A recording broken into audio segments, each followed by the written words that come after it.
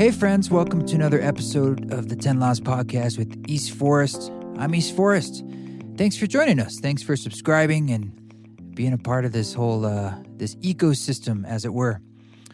This week I have a conversation with Eoin Finn.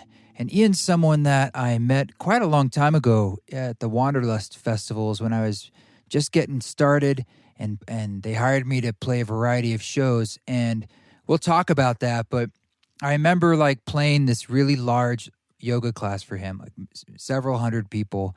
And I was on the stage that Moby had played on the night before.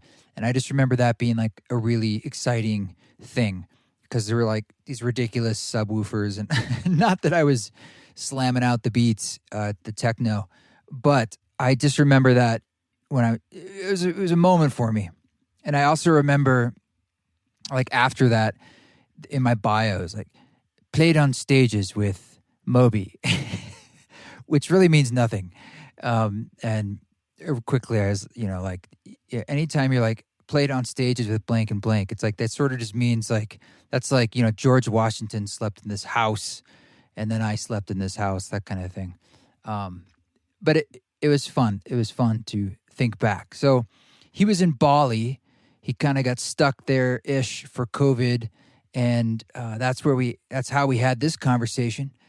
And I think you're really going to enjoy it. He's a really deep dude, and he's had a lot of beautiful experiences, and it all synthesizes into the sweet, sweet soul that he is.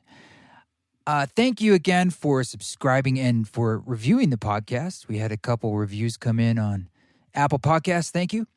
Just a couple quick orders of business. I have some new music that just came out. Can't Fall Out of Love, that just came out wherever you listen to music. And I also did a collaboration with Cloud Chord. He was on the podcast. If you haven't heard the podcast with Cloud Chord, go back because it's an incredible story of me putting my foot in my mouth. And I won't go into the details here, but just to say that through all of that process of how he and I actually met, that now we've released a song together, is awesome. I mean, it's awesome how the universe works that way. So you can listen to the song slowly wherever you listen to music, and it was really fun. It was really it was a piano track that I already had, and I sent some piano stuff to him. He put beats to it. I was like, this is cool.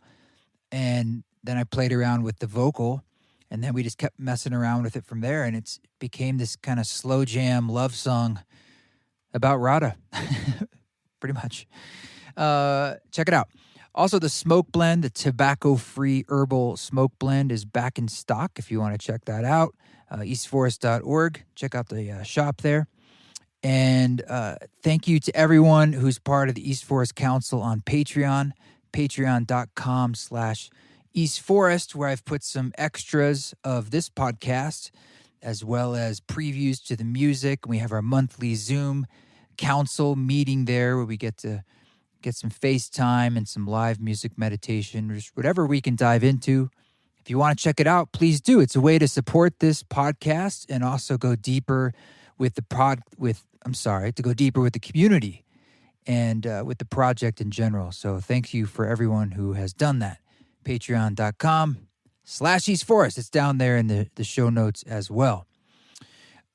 Before we get into this conversation with Eoin, I just want to let you know I just got back from 4 days backpacking here down in the southern Utah. I came back for the first time since the winter away, and one of my friends invited me out, and I always love to be able to say yes to those invitations. And we essentially they picked me up at my place, and we really just went down the road, I don't know, a mile or two and parked. So it was almost like literally my backyard. And we walked down this creek into the canyons over the slick rock, slept there for a night, and then had to find our way down to the Escalante River. We found this cave that we slept in for a couple nights, and we did some spear fishing and saw some beautiful panels and artifacts from the peoples that have been here before, the Anasazi and the Fremont, and even before that. And it's just so amazing, to think about these caves were clearly used as shelters and probably long-term temporary homes seasonally, and they're just how they were back then, right? And it's just wild to think, like, what do we have that would last 1,000 years and be pretty much the same in 1,000 years? And even the rock art, some of it's very well preserved, and these petroglyphs and pictographs, it's how they've always been. And that's just such a special, amazing thing to witness, to be a part of, like part of time. So I feel grateful and renewed to have been out there, and it's a really wonderful way to land back into this space. But yeah, it's been good, and it feels good. It feels just good to be down here and back, just immersed in nature. And I'm still getting to the studio. I got some work to do and fun projects going on. Actually, my friend Mark's coming in from New York. He's going to be here in a couple hours, and we're going to be shooting some various video footage down here, just all over wherever. And it's always special to have a friend visit because I'm in the middle of nowhere down here, and so it's really sweet when someone's willing to make that visit. I mean, shit, when I came over the mountain at the beginning of May, it was a full snowstorm when I was driving over here in May. So you always have to kind of keep an eye out and pay attention, because you definitely don't feel like you're the top of the food chain or the top of the nature pile here, as it were. But that's what's great. It's humbling. All right, so let's get into this conversation with our dear friend Eoin Finn. Can we run away from this day and we'll start anew again? Yeah, it's good to see you too. Yeah. It's nice to see you in such a sunny, beautiful location. I've never been to Bali, so I imagine it's nice, but I'm sure living there is different than people's romantic vision of just visiting. Or Bali is not the postcard that most people see. It's an intense place. It's Indonesia, which is the fourth most crowded country in the world. There's 250 million people. So definitely to get a lot of nature, even though I'm on the ocean every day surfing, to get places where there's just trees and no people, it's really hard to find that, in a lot of spots. It's, what trees there used to be has been turned into rice fields. But the nature you do get is the Bali sky is just amazing. There's a lot of construction around here, and new hotels popping up everywhere. And the one thing I always say is you just can't luckily pave the sky, and the clouds just always speak to me every day. So it's amazing.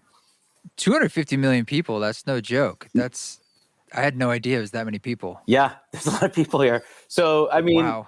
It has actually post, we're in this COVID era right now. So it has a different, like a lot slower vibration. Where I live is probably 20% of the tourists that there normally are. So it's nice. Yeah. Actually, we got out into nature in this island called Lombok last week, and I really realized how much I needed it. Nature is like my fuel. And I sat there and did meditation. And the other thing about Bali is it's such an influencer hub. And I'm just so, you don't realize how... I'm sorry I'm laughing. You don't realize how much the consciousness of, every sunset's just about, even though it's beautiful, it's about taking pictures of your butt in a bikini. How I realized when I sat there and meditated in nature, I'm like, wow, I have to get the influencer influence out of my mind as part of my consciousness. I just have to be in a beach with no one taking selfies. It was amazing. But yeah, anytime you enjoy a really good sunset there's a knowledge that X number of influencers are using this as a backdrop right now. Yeah. It's yeah. And it can be a bit of a parody here. I mean, right. I'll be playing soccer with my son and, 4 other 10-year-olds, and people are trying to get the perfect bikini butt shot, and they're actually getting angry at you. And I'm like, look, it's you trying to take pictures of your butt out here. It's like trying to film a movie on a street without closing it down, or doing a Formula One race on a busy street. I'm like, this is what the beach is meant for. And they're, they can't get mad at me and 4 10-year-old kids playing soccer, I don't know. It's got to be weird when that really becomes your job. You Mhm. know, I've known a few people like that. They're fairly successful, and that's their job. And it's I think it's a bit of a head trip when that's your whole thing. I had someone I knew who basically really liked doing that and taking selfies, but their partner said that I said, you know, what are their passions of your partner? Yeah. And they said, oh, she's really good at self-portraiture. And I was like, that's a kind way of putting it, you know? Yeah, exactly. Yeah, I mean, I'm sure some people are navigating their way through it okay, but you just got to realize there's going to be a lot of lower chakra stuff that you're going to get pulled into, and as long as you have the tools to keep rising up above it, then sure. But yeah, Yeah. it's an interesting game.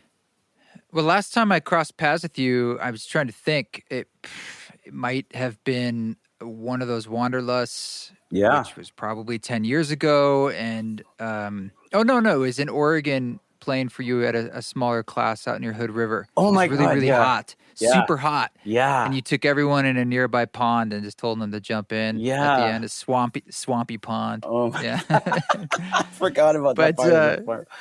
Actually, I just remember how hot it was. my memory is you playing at that kind of lounge place. It was so magical, your set that night. Oh, I forgot about that too. It's funny how it was a bank. It was a bank. a bank. You're right. Yeah. Oh my God, that's Yeah, so it was a funny. bank. It's in funny Hood how River. you need other people to remember good stuff that you did, huh? It's crazy how much you forget. Yeah.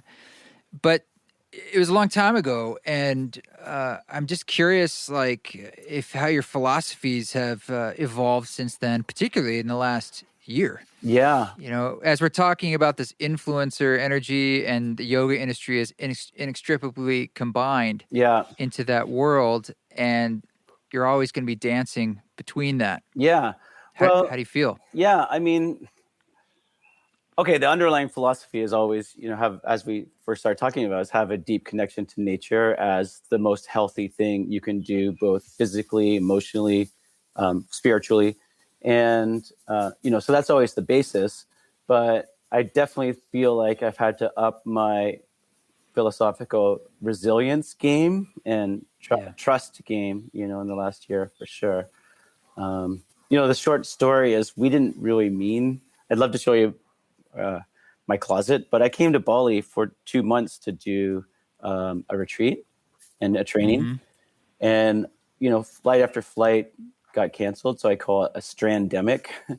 We actually got kind of stranded here. And it turned out to be a really great thing in the end. I'm living super simply. Like I literally have, luckily I'm in the tropics. It's the same weather every day. But I have about 6 t-shirts. I have about 6 pairs of shorts. I have a pair of flip-flops and 1 pair of sneakers I barely ever use. And it's just amazing how simply you can live. I have a big closet back home, and I don't miss any of that stuff. In fact, whenever I get back, I'm going to throw half of it out. Back in Vancouver, BC? Yeah. So, but yeah, those are some of the things that have shifted for sure. And I guess another big thing like we're doing now is, my old philosophy, something, a little mantra I would say all the time is turn off your smartphone, open up your heart phone, which came, I don't know if I want to use the word prayer, but I would sit around with my son and Insia, my wife, when he was younger. And we'd open up the concept of, again, prayer is a loaded word. I don't know, talking intentionally to the universe. I'm like, yeah, you just have to manifest things that you want. I'm like, it's like when you talk to your grandparents in India on Skype, except you don't use the smartphone, you use your heart phone. And so ever since that point, I kind of this mantra of shut down your smartphone, open up your heart phone. But I've actually realized that now I'm using my smartphone all the time to open up my heart phone. So just how actually technology can, it can actually bind us, it's kind of like we're talking about influencers, you get sucked way into the belly of the beast with technology, or, we're we're in a human era right now where we're literally like our brains are part Google, we're cyborgs. And have we lost our intuition? Have we lost our connection to something deeper through that? Or can it help to enhance it? And that's the game that I think we've really had to really learn how to play in the last year as well. No doubt. You mentioned trust. And I know for me, man, that's been a really big theme this past period. And lately, I've just been thinking a lot about it and feeling like that's something sort of like the edge for me of stepping into that. And so I'm picking it apart for myself. Like, what are the parts of trust? Like, what does it actually mean? And I had this vision the other day that trust is a form of acceptance and acceptance is a form of love. And I'm trying to like connect the dots for a day-to-day recipe. I mean, what comes up for you when you talk about trust? Well, I think trust for me specifically is, I think one of the best teachings, for me was Joseph Campbell, who had this idea of an invisible hand. And he would always talk about his life, and there was all these things that would happen that he never really understood at the time. And a lot of them, were that whole thing of one door closing opens another one. Like he just, things that he didn't really ask and didn't really order would push him in a certain direction. And then given enough time and a certain age, you actually look back on your life and you go, oh my God, thank God this happened this way. And the invisible hand idea is it's like there's just been this invisible hand pushing you the whole time. And it was, I feel in my, I'm sure all of us do, actually, it's not just me, but we've all been pushed in ways to go like, this is not what I want. And the trust comes out to go, I know one way or another we're going to come through this and go, oh yeah, there was a hand that was guiding us some way. And I think for me, that's a big part of trust, is just to know that there is going to be a blessing, in every situation. And it's, I guess, like a yoga pose, like, we're always being on an edge. When like a yoga practice, a physical asana practice, is putting yourself on an edge, which is where growth happens if you play it right, for an hour and a half, however long you're practicing for. And you have to have this trust of like, okay, this is what's going to make me grow. And it's that kind of that, I think. I heard like a Rubik's Cube, if you give it to someone who's blind, how long it would take them to randomly get it fixed. And I don't know what it is. Let's just say it's 100,000 years or a long time. Yeah. And then if you give them a cue, really just yes versus no, or some kind of cue, you can break it down to less than an hour or minutes or something. And it makes me think about how we can pick up on the feedback. Yeah. Of cause and effect. Like we make choices. Yep. And then the job is a form of listening in a way. Yeah. And if you just pick up on a few of those things and feel like now you're in a bit of a conversation, perhaps you can push things of just where you want to go down from 1,000 years to a year, so to speak. Yeah. And where do the cues come from? Well, there you go. Yeah. What's it for you? I mean, nature, as you said, is a big one. I'm assuming it does something for you to tap into like the quieter parts of your own psyche and heart, or surfing. Yeah. I would imagine. Yeah. I mean, surfing is a double-edged thing. I mean, it depends where you're surfing. It's directly proportional to how crowded it is. You put 30 guys out competing for 6 waves that come every 10 minutes, and it's no longer the spiritual thing. It's actually quite like lions. Competitive. It's like a bunch of cavemen lions on a zebra carcass. So a lot of people have this romantic version of surfing, but it's actually a little bit more, I don't know, I was going to use the term war. It's kind of like a little bit more like hunter mentality than you think. Is it pretty intense out there because there's like particular breaks that everyone wants, and it's surfing's year round? Yeah, it can be for sure. Yeah. I mean, I'll get back to your other question in a second, but I mean, the worst was actually when I lived in LA, and I remember seeing at one point, just to let you know how bad it can get, it's probably one of the more violent things I've ever seen in my life. There's all the locals that are at this break, and there's some guy who dropped in on one of them, and you just don't do that. And it's so territorial.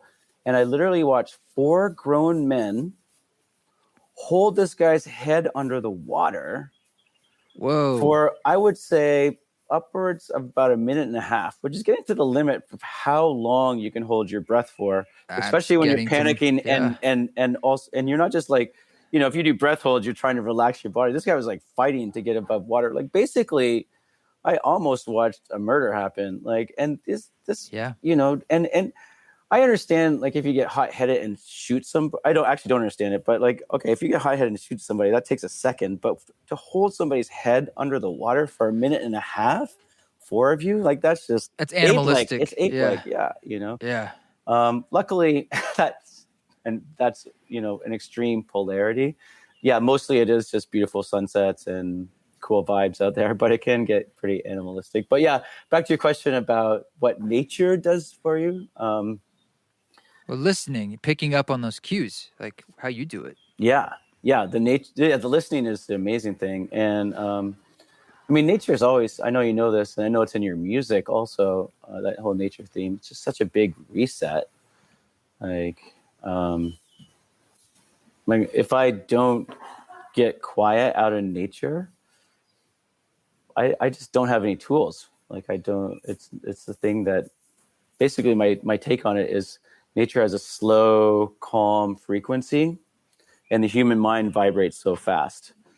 And when we just tune into literally the rhythm of nature, the vibration of nature, that slow, calm, sattvic energy, it just does something to us psychologically and emotionally.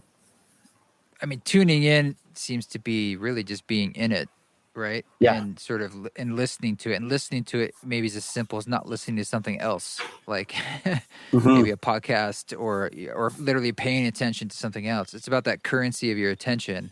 Yeah. And are you just going to give it all to, how much, if you gave it all to nature, even for a few minutes, it's like, wow, maybe it's quite nourishing. It's a form of exercise. Yeah. I mean, the interesting thing about nature, as far as like using it as a vessel or, a catalyst to tune into something, is it's obviously quite sensually stimulating. And that's always a big part of the meditative process in general, is like, am I withdrawing from the world, pratyahara, or am I actually embracing the world? Am I going into my cave and withdrawing, or am I actually deeply diving into it with intimacy? Those are two polarized paths to meditation. And, we got to get, I'm amazed how when I'm out in nature, sometimes it is just this, I forget where I am. And other times your senses actually open you up to something incredible. Like, let me give you an example. Like sometimes, I'll go deep into looking at a beautiful sunset, and sometimes I'll actually feel and see that sunset way better with my eyes closed. If you know what I mean, there's an actual vibration to it. And, or just bird songs. I sometimes I say the whole purpose of meditation is to listen to the song of the birds that are always singing to your heart at all times, but we're just too busy most of the time to notice. And that's, what I do every morning. I sit here in Bali, and I always say the stars turn into bird songs, because I sit in the clouds. I mean, it's almost equinox there, but it's always equinox here. It's always 12 hours of light and sun. And so at the same time, I get up every morning, and it's just stars. And then around 5:45, the birds start coming out, and it's just amazing how the stars go away and the birds come out. And that deep tapping in, I don't know who I'd be if I didn't do that. Man. Yeah. What a blessing to have that right there. I mean, you tell me more about, you're talking about these two forms of meditation. Is it right? Sort of one's inward, one being outward. Yeah. I mean, I just actually wrote I didn't mean to, but I meant to write, we have these playing cards for the Yoga Sutras to learn them, the 8 limbs. And I'm like, I got to write a little book that goes with it. But I got carried away and write a whole book about the Yoga Sutras.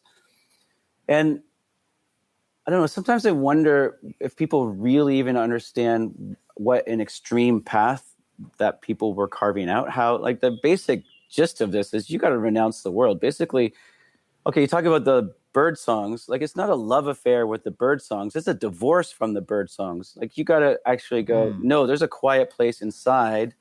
Don't get attached to that. If you like the bird songs, then you're becoming attached to them, and you're not going to divorce yourself from all of material nature. You can't just have the good things and then like have the bird songs and throw away the garbage dumps. You got to throw away everything and get, in order to really get connected to your soul through meditation, this universal consciousness. And so that's why we have one of the limbs called pratyahara, which means sense, withdrawing the senses. We always say it, but I always wrestle with this because I feel like meditation is very sensual. I always encourage people to be sensual, to be somatic and tune into bodily sensations and feel what is actually vibrating too rajasically, too tight, and try and find what's calm and just help to guide your body sensations more to peace, to fall more in love with the world. So it's really hard when I get these messages of like withdrawing from the world, which is, just one of the yogic paths out there.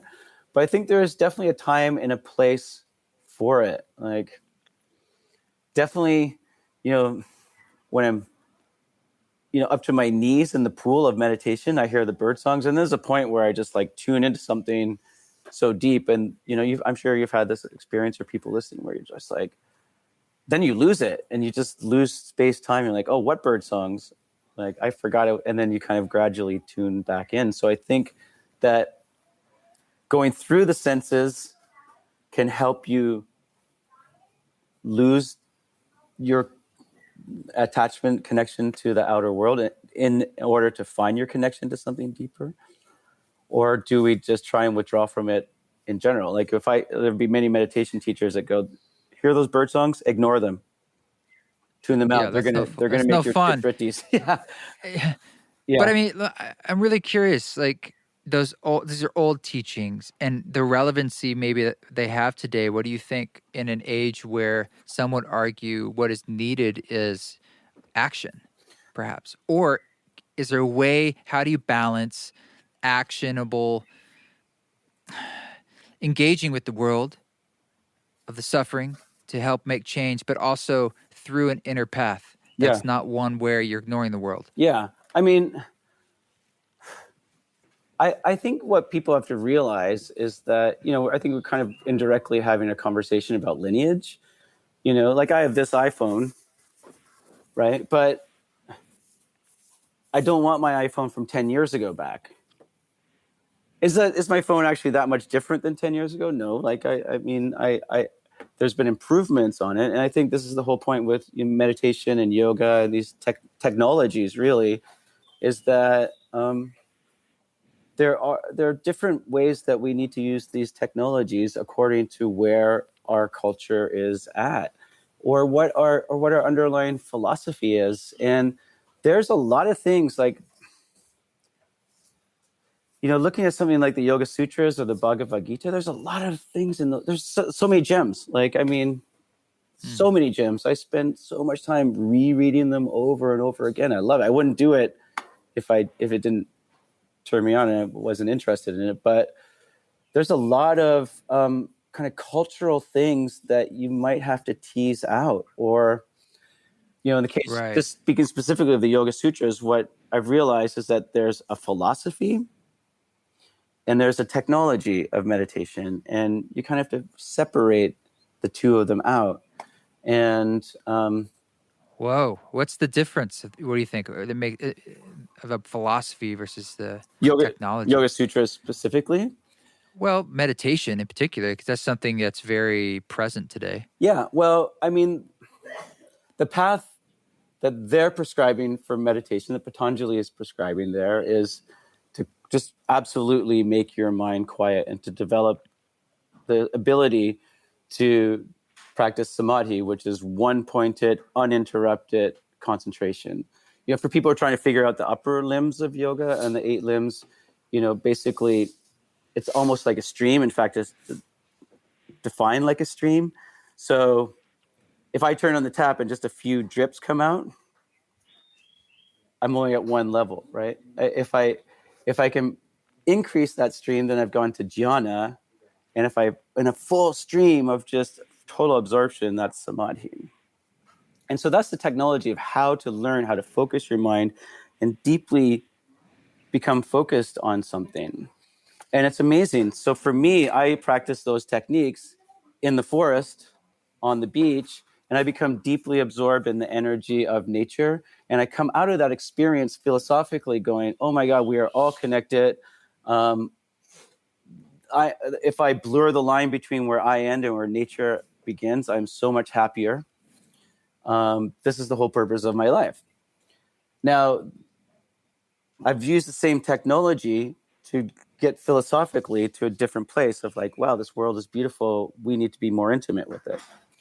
What in the Yoga Sutras, again, what they say is, no, you like, we have it in Christianity, you know, there's spirit and matter, and you got to separate the two. Don't get attached to this body. Don't get attached to this life. And so in order to get in touch with this energy called Purusha, this universal energy, you have to completely, like my friend Bernie Clark says, as I mentioned, it's not a love affair of you and nature, you and the world, you and your family. It's a monk's path. It's an aesthetics path. And it's a divorce. There's spirit and matter, and you got to separate yourself. And then, and you know, the way I started this book is most people got to put like Headspace app on just to sit here for 10 minutes and meditate. These guys found something so amazing in that process that literally if you said, would you like a house in Beverly Hills and 10 Rolls Royces? They would say no, because I would rather just sit here in meditation, and we got to discipline ourselves for 10 minutes. And they tune into something so deep that literally they want to spend eternity connected to that place.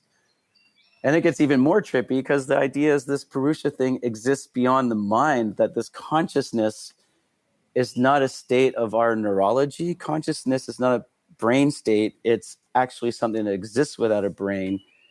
It gets, you know, far out there. And yeah, that is far out. I mean, it sounds like a renunciance path. And that's what I'm wondering about.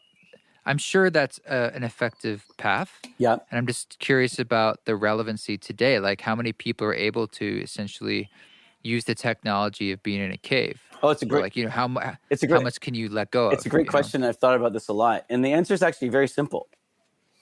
It's just a matter of degree. You don't, like everyone, I think, should go to their cave and withdraw from the world for 10 minutes at least every day.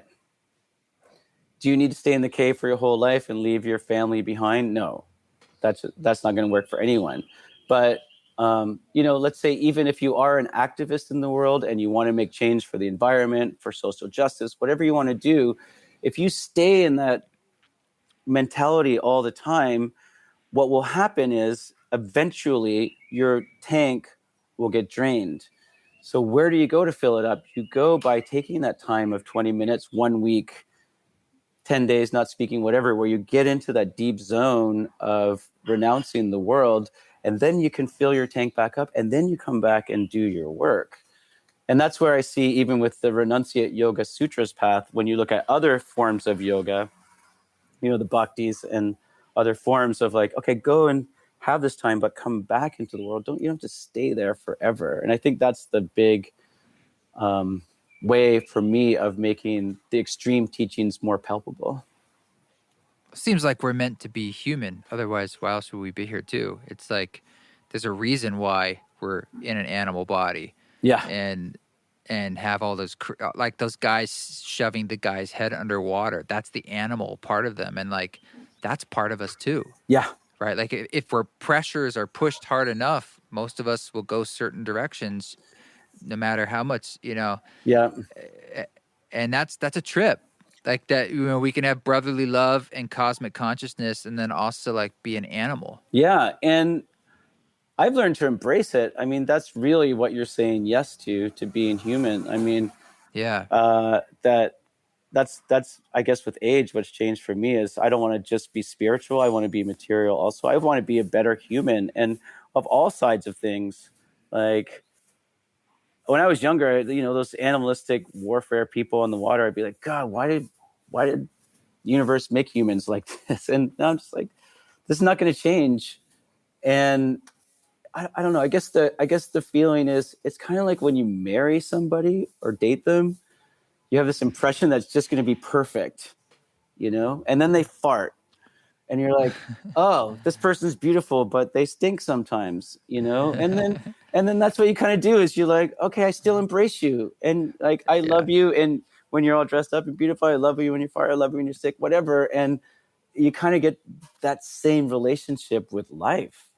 And I think that's really the big thing, is like, it's never going to be spiritually perfect. Like, that's not going to happen. And really embrace the human side of things and what it means to be an authentic human in all our facilities. Yeah, the profane is part of the sacred. Like, the yin and yang. You don't have one half of it. It's all. It's all God. Yeah, yeah, it's so true. Yeah, yeah. What a trip, man. Well, so you sort of stumbled into accidentally writing a book. That's not something I hear every day.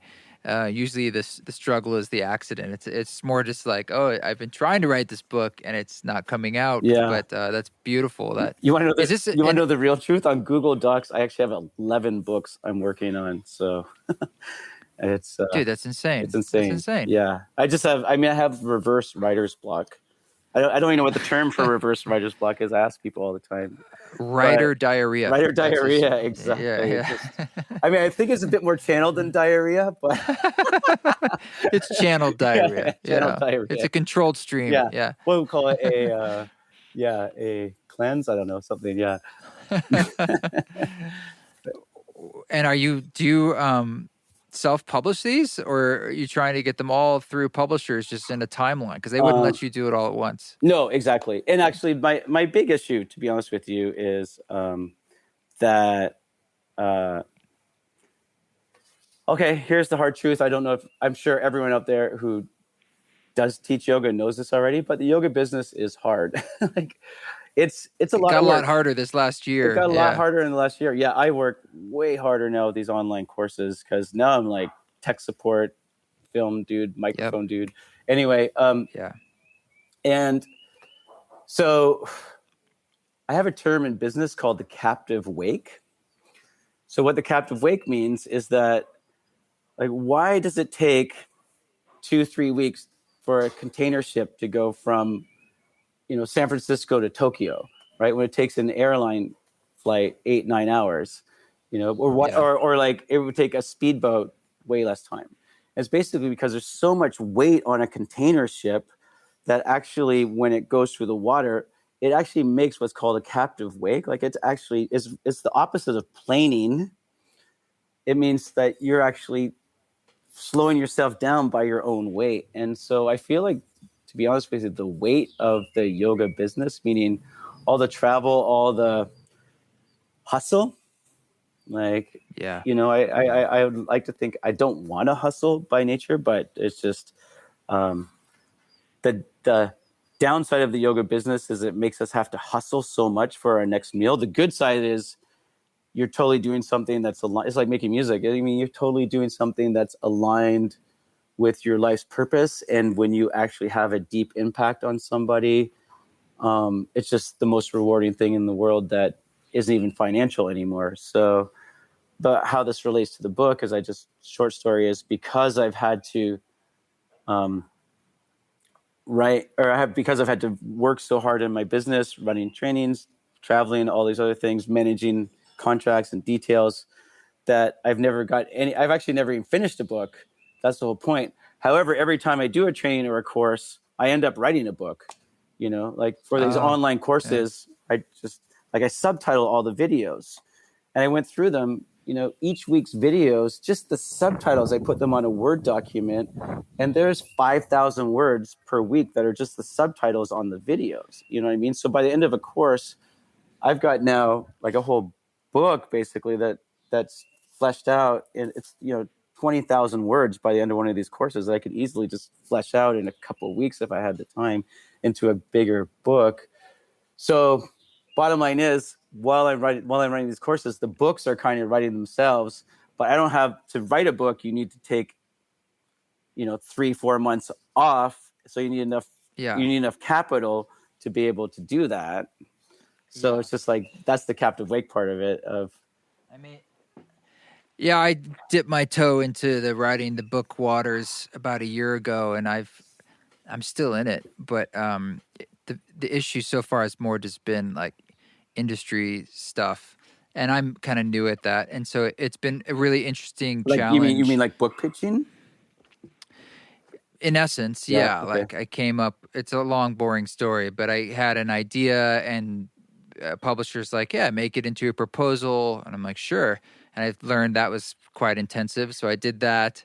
And that took a long time. I had this big proposal, and then I ended up trying to find a different place to do it, and then getting an agent, and then losing an agent, and Oh then my getting God. a different agent, and Yeah. so it's just that kind of stuff. Yeah. But I actually been learning a lot, and words are interesting. They're hard. It's like you're taking these little literal bits and you're trying to convey larger ideas. And I find that the harder part is not so much writing the actual words; it's more how they all fit together in a larger scope Oh, for 100%. an argument. No, there's You a know, it's whole about the structure is the Yeah. real. I'm like, wow, that's the art. no, there's a whole Lego thing that you need to, to simplify it. But yeah, that is the hard part, the structure, for sure. I mean, to sit here and talk about ideas, we could talk about anything we just talked about: nature, connection, yoga sutras, withdrawing from the world. That's great. But yeah, to put that together in Exactly. to tell a consistent story with a clear beginning, middle, and end is a harder Yes. process. And I think people are either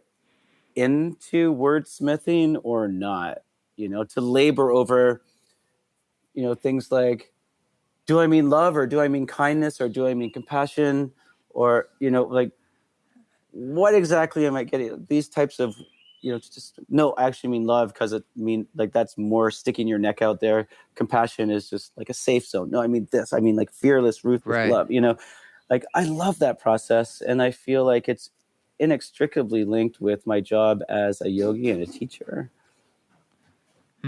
Yeah. Yeah, I mean, words feel like a kind of music too. Totally. They are just other forms of sound, and it's sort of like writing sheet music in a weird way. But it's just like this massive piece. And I'm so into improvisation, Yeah. like as a method of making music. And so, I mean, writing in its essence, when you're actually writing, is a form of improvisation. But you're mixing in these elements then of like, okay, now I need to step back as the orchestrator, or look at this whole score. And that's where it's a different part of your brain. Oh yeah, I just thought And for you, you should do like slam poetry. oh, you really don't want to hear that. Believe me. Really? I'm far too white. Yeah. There's a reason why my music is largely instrumental. Yeah. I mean, I've been getting more into lyrics lately, and I do enjoy that, but I find it really challenging. Like, that's what I love about music, is how it's so representational. It's like all this metaphor, and it goes right to the emotion. Yeah. Well, that's And it. it skips all the literal stuff, and it's just like it can swim in this place of trans-dimensional space. Yeah. And I love it. No, and it's brilliant that you can do that. And I'm, kind of envious. And that, yeah, probably if I was better at music, I would not be so keen on writing books. But I think at the end of the day, you're right. That's it, is the emotion, the feeling, that we really want to, all of us, when we feel something, it just amplifies that feeling in us. And there's what feels really beautiful. It's just so much better when we share it. Happiness is best when shared. And I think that's what drives us to write books, to teach, to play music, is that when that feeling does get transferred, it's kind of this. I don't think there's many more pinnacles in human existence, really. Well, it's the golden rule. If you want to feel something, if you can help someone else feel it or teach it to them, that's how you feel it. Yeah. In a way. So in a lot of ways, it's somewhat of a selfish endeavor. By giving, you're receiving, and maybe it's the only way. Yeah. If I don't find ways to convey love or expansiveness, like, because I want to feel expansiveness and love. So do you feel with music the selfish quality? Yeah. I mean, I think at the end of the day, I do it because I'm chasing a feeling, and I enjoy giving that. I enjoy, just like you said, when you see it in one person, it's such a wonderful reward of connection with another soul. And perhaps you're like lighting a fire in two souls. It's like, now it's a bigger soul, and it's a reminder of what we are, like just one thing. I don't know, but there's definitely a motivation That's partly knowing that if I don't do it, I feel extremely empty. Yeah. And I do not feel good. Like it's a bad path for me to stay out of creativity, even though I resist it every day. And I also know that when I do it, it's a kind of vitamin and nourishment for me. Yeah. And it's exciting at times. But like you said, you do that dance with the hustle. Yeah. And it's a dance, right? And so I feel extremely grateful that I can do it as a job. And I also then always have to like, where are my stars that I'm navigating by so that I don't get lost? Exactly. And you have to do that every day. Yeah, it is a dance. And I think that selfish thing though is so important. And one of it is actually really brings me back to actually when we did play and teach together, share whatever yoga, how powerful. Is this the one where you had no voice? Do you remember this? I still talk about that. You went to a Red Hot Chili Peppers private concert the night before. Yeah. And you said you had too much fun and you lost your voice. Yeah. Yeah. It was amazing. Okay, so yeah. We'll plant a flag of the selfish thing and maybe come back to it if we have time. But yeah, I mean, these are all teachings and it's actually incredible. You know, when I do our teachers training courses, you know, we go deep into alignment and whatever, anatomy and all this stuff. I'm like, don't worry, this stuff's important, but that's only 10% of it. 90% of it is literally, okay, when I say energy, what I mean is subtle communication system. When I use my voice, that's my larynx making, you know, the air in my larynx, you're picking up through your ear. Like that's overt communication, but there's subtle ways that humans communicate as well. And it's real. And we have to believe that energy is real. And I can't remember the instructor who mentioned this, but I remember reading once about a Buddhist teacher who came to San Francisco to teach Buddhism. And the translator didn't come. And there's like 20 people in the room. And no one could speak Japanese. The translator couldn't speak English. What kind of class is that going to be? You know, and so this monk literally walked around one by one and just looked at every person in the eye and smiled at them and gave them, you know, you can call it mindful attention, but I think mindful attention is safe. I think what's really going on there is an energy transmission, is a sharing of this deep feeling at a really vibrational level. And I always tell people that's what matters. People need people that actually can amplify your frequency. And yeah, so in that particular case, I think it was in Vermont where that class was. Yeah, I mean, teaching yoga with no voice is actually really complicated. Yeah, it's pretty badass. I like it though. But I like it. You really have to stand there and go, like, to me, I remember going, okay, the universe is testing me. I've told now hundreds of people in these trainings over many years that it doesn't really matter. 90% of it is just the vibration that you carry. So I literally had to stand. You know what happened. But yeah, I was like, stand there and like just get people to feel each other, to feel things with very, like, I think I could kind of whisper like a horror movie, like, yeah, you had a microphone. Take your hands up. You know, it was kind of creepy. And I still remember, like, I still honestly get emails from people. I think that was at least 5 years ago. Like more than that. Yeah. That was 2014. Okay. Or 15. There's like last year and every other year before, just 1 year. Yeah. Me too. Yeah. I only know that because it was my first year out. Okay. And so I know that. Anyway, yeah. And that was just like, it was beautiful. It was beautiful. And yeah, of course the music, obviously, you know, once we're doing stuff together, the music carries people, but there is an energy that broadcasts from people and it is real. And, you know, even Oprah says, take responsibility for your energy before you enter the room. But just to really realize that, you know, our frequency does matter is such a powerful lesson, you know? What I was saying before, though, that's why I feel like we're so aligned. I loved co-creating with you is really the space that you really got to get. And what I remember about playing when we did play together was a real like synergy, meaning I've worked with a lot of musicians and sometimes there's this, you know, when you're walking down the hall and you go to the left and they go to the right and it just never, and you go to the right and they go to the left and you just bump into each other. Like there's kind of that awkwardness where it's like, oh, okay, you're like a musician, you can't be a lead singer and sing all the time. You got to let your guitar player and your bass player and your drums do things sometimes, right? Yeah. And I feel like a lot of yoga teachers kind of just be a lead singer all the time and don't let the musicians step in and fill the space. You nailed it, man. And man, I got to be honest, like I really enjoyed that class. And I remember it too because Moby had played a heavy techno set Oh, that's right. on that stage the night before. And this was in the morning. And I was all psyched because I'm like, oh my God, I'm playing on this giant sound system. Yeah. This is like Moby was just here. But that summer, I played 4 Wanderlust festivals, and it was my first like foray out publicly doing this East Forest thing. And they hired me to do all 4 before I'd played a single one. Yeah.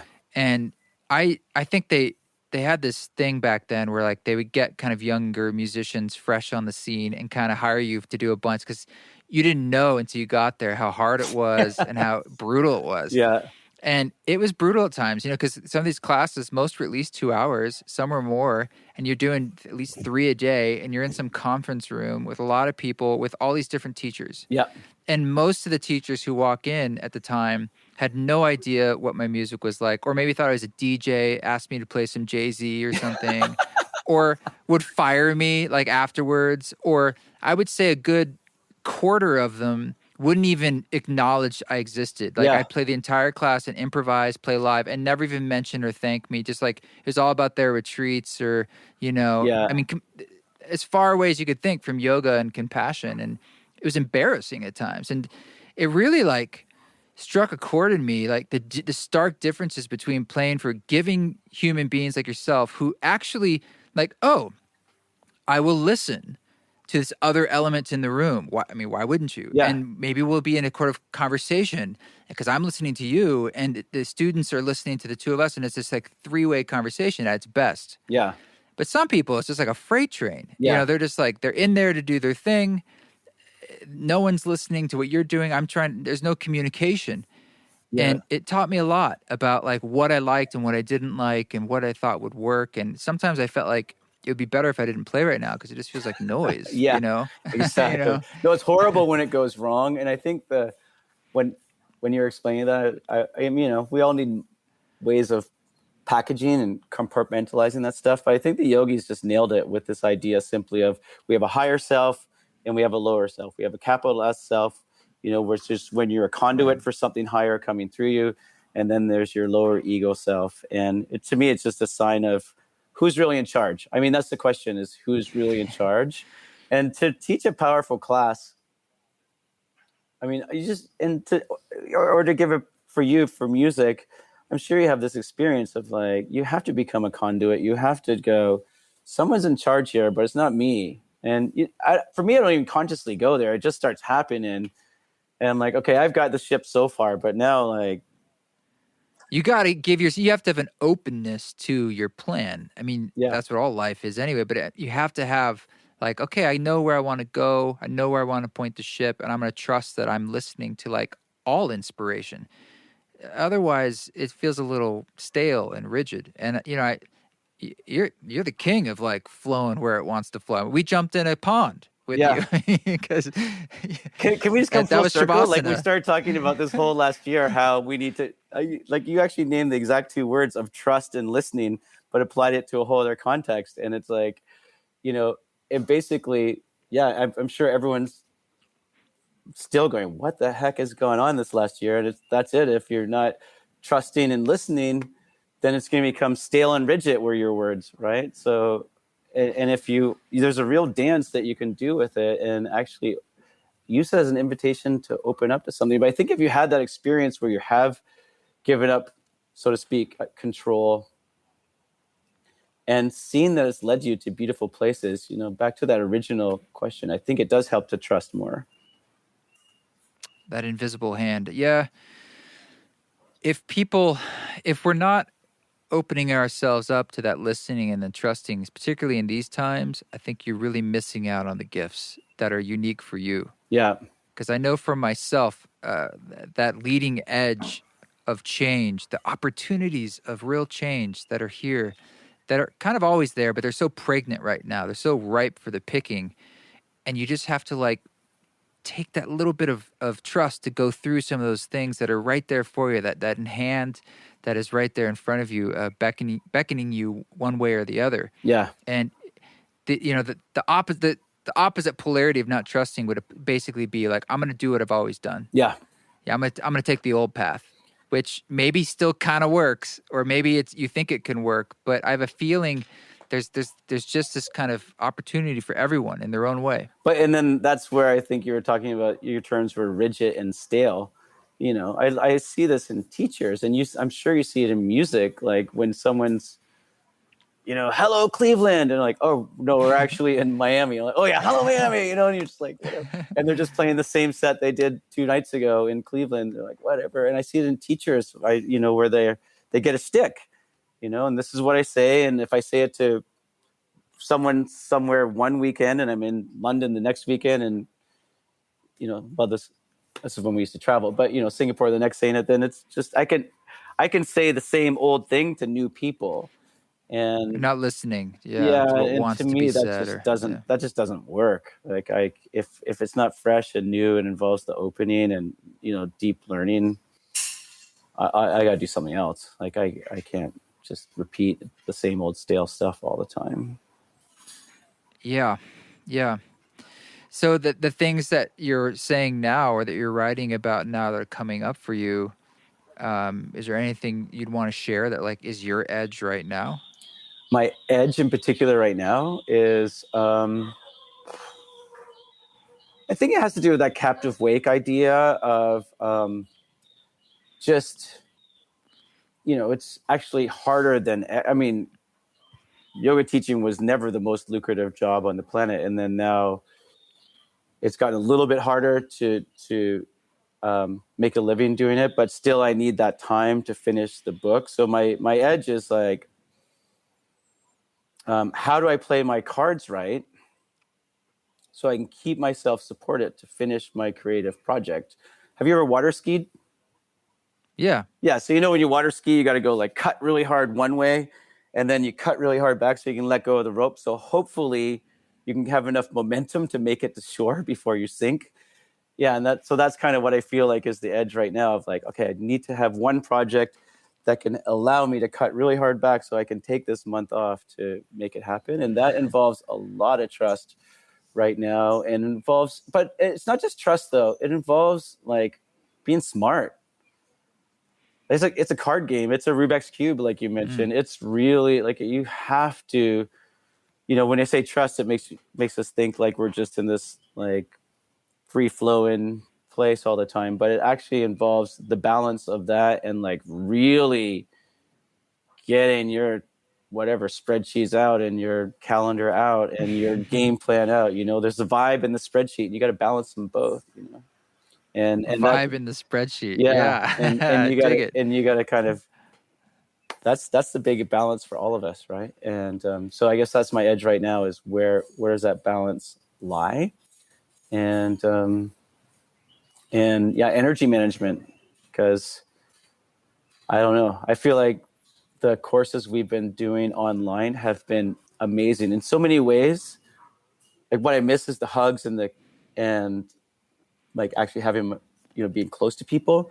But from a pure learning perspective, in so many ways, the online trainings are even better. Like I realized, like, if I want to surf, I could have a surf coach out there going, okay, I'm going to draw pictures of you and saying, look, when you turn, you're doing this, this, this, this. But if they had a video of me going, here's a picture of you turning, and see, you keep your hand like this, but you need to actually turn it like that, that would help me to see it. And so I can actually do these things with people and go like, yeah, at literally 5 minutes and 45 seconds, you went inhale, exhale, reach your arm back. And I'm like, no, if you just go inhale and feel that, reach your arm back. And then I can actually like, I can actually put a video on there of me saying, this is how I would say it at this exact time code. And I'm like, wow, in so many ways it's better, but it's actually a lot more effort. So the quality of the trainings, what I'm saying, is directly proportional to the size of the bags under my eyes.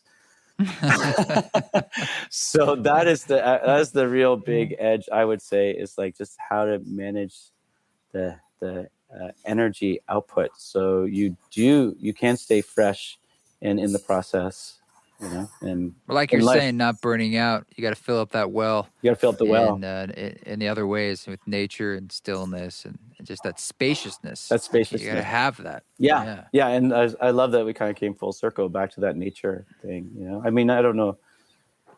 I'm sure you talked about it. I'm sure we've all talked about in our cafes, how brutal it is to cut people out from nature and make them stay in apartments and just like stay healthy. I'm like, okay. It's I feel like some of the best things we could do from a social justice standpoint too is just getting people access to the natural world.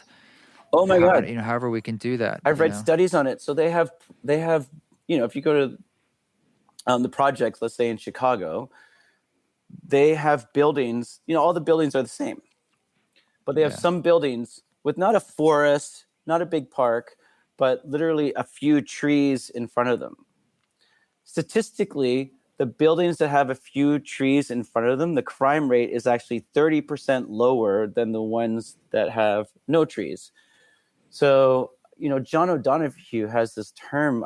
He's a Christian mystic who died, but he's amazing. If you don't know John O'Donohue, everyone should look him up. But I heard him once say that if you live in an inner city, his term was you're doubly impoverished.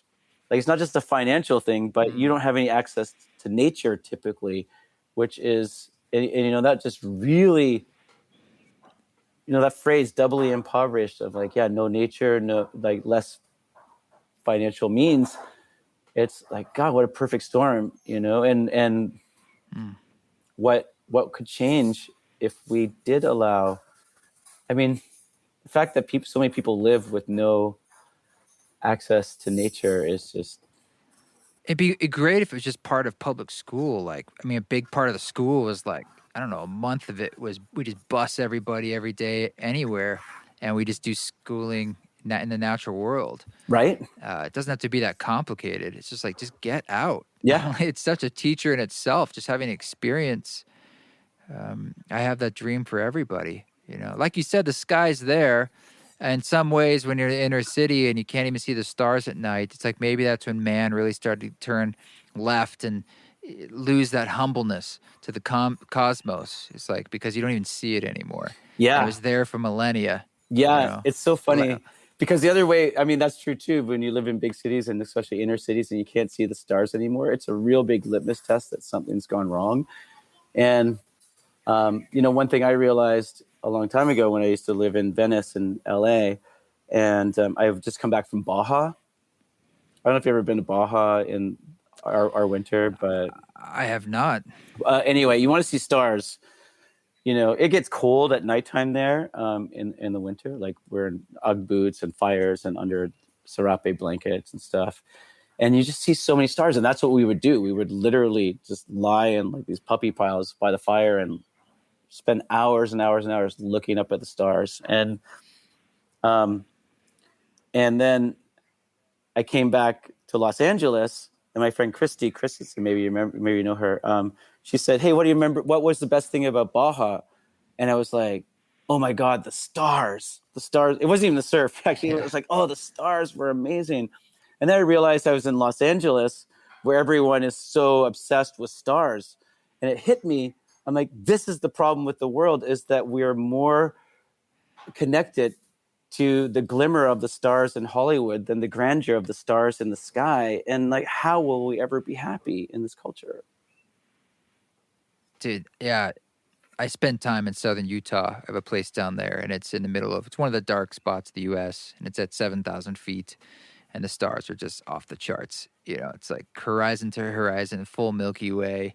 It's just, and I'm like, this is how people saw it forever. No wonder it was such a big influence because it is a big is not even the right word. It's extremely humbling when you just, you can actually see just, and then when we know what we're seeing on top of that, just like this small bit of many, many more stars and galaxies and planets beyond what you could ever conceive, the beauty of that is beyond comprehension. Well, how do you ever and the think that? design How of do you it. ever think that mankind is, or humankind is, the most important? Like the world was created for us, and you start to see that scope. Or yeah, and just that it was created at all, or that any of this is happening is just absurd in its beauty and perfunctory nature. It's like we're on a podcast, like talking. What the hell is going on? Yeah. Like, it's so crazy. So, uh, anything you can do to sort of tap into the things that are already there, it's like peeling back an onion. And as all these things are sort of falling apart, or the unveiling that's happening in the last year of things breaking down, really, systems of all different kinds, I hope underneath that there is a kind of truth or something that's always been there that we just have to reclaim or fall into. It's not like we have to relearn or earn something. It's just there. Yeah. Hey, I want to reach out on that note because I feel like that nature song that you made with Ram Dass really kind of captured what we're talking about really simply. I just want to say it's a really cool piece, man. Yeah. Kudos to Ram Dass. That's a really good one. Yeah. So is there anything that you're working on these days you want to mention or want to tell us about? Besides what you mentioned? Yeah, like little things. Yeah, I mean, definitely, our website's blissology.com, and we've got all kinds of really cool online trainings. I've really been loving going deep. I'm loving the power of it. So I'll just let people look that up there. And we're doing daily classes, like on-demand classes as well now. Wow. So okay. That not daily. I didn't mean to say daily. God, that would kill me. Weekly. On Live Kick just starting, and we have, like I said, on-demand classes that we're putting up there too. So I've really stepped up the online game too, not just financially. Actually, this was a plan because I had to because of COVID, but actually it was a plan of mine. I sent an email to everyone in my company in 2019, December, saying like, it's really hard for me to travel anymore with somebody with an environmental conscience, and as somebody who's a dad, like and a husband, I'm like, it's just getting harder for me to travel. So I sent this thing called Blissology State of the Union out to everyone in our company, and like by April 2020, I want to have our trainings online. And I had no idea COVID was coming. So be careful what you wish for, kind of thing. So it is. There you go. It is not just a pivot. Like I really wanted to bring these great programs together, and I just hope that we can, I guess, without plugging too much what I'm doing, just in general, like just find ways to stay connected. Like connection is our currency. Connection is the most important thing in human existence. And for me, just Zoom has been amazing to stay in touch with friends, family, students, all these things, to just find creative ways to not isolate ourselves. I guess that's a nice way to end is, find like just really, I guess here it is in a nutshell. Love transcends all distance. Mm-hmm. Well, thank you, brother. It's really nice to see you again and catch up. I hope to, I have to say, looking at that background, I hope to do it in person, but I'll accept virtually as well. Let's do it. We should really create something amazing, man. I really, truly, I'm not just blowing smoke, and that's why I'm so stoked to be in this podcast. Like I really feel that you channel something with your music, and it enhances what I do when I do it. And I look forward to doing it again together sometime soon, man. Thanks, brother. Me too. Peace. Thanks, Ian, so much for coming on the show. Nice to talk to you. Nice to see you again. Hope to do it again. Check out his world. He's a wonderful teacher and a great man. So got some links down there you can see. This song you're hearing in the background is Slowly. It's the collaboration with Cloudchord and myself. It just came out wherever you listen to music. There will be a lyric video, I believe, this week as well, which is kind of fun. And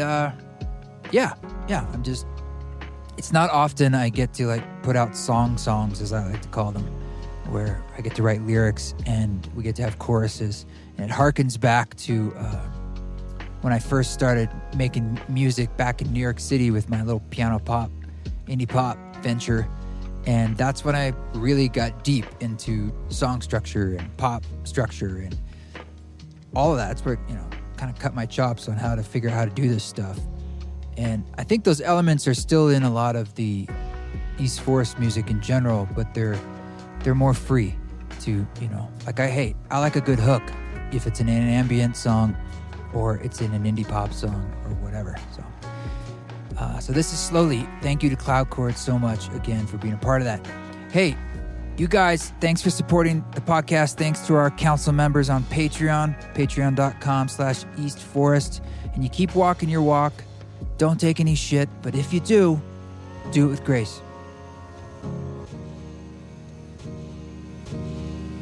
I know I'm home, and my troubles taking steps. We will watch all the storms that come as they bluster and they blow. Holding hands, we will know, and we can go.